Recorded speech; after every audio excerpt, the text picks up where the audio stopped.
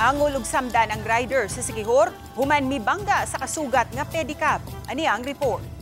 Ano ka sanin? Tungod sa kakusog sa impact, nasabit pa sa pedicab ang rider. Naitabong insidente sa barangay Luyang sa Siquijor. Sa inisyal nga investigasyon sa kapulisan, nasayran nga kusog matud pa ang dagan sa motor sa wala pa mabangga sa pedicab.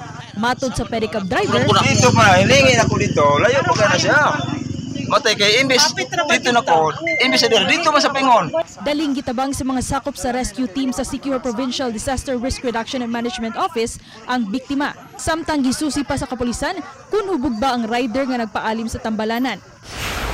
Samtang usa ka langyaw ang nasikop sa joint operation sa kapulisan nunod sa kalapasan sa Republic Act 9262 ang VAUSE kun Violence Against Women and Children. Matud sa Siquijor Police, ang Canadian national ang top 1 most wanted sa probinsya sa Siquijor. Na-file na ang kaso sa prosecutor's office. Bali na-increase na nato ang kaso. Uban ni Clans Gabutin, ako si Orchid Slapingkaw, Balitang Bisdak.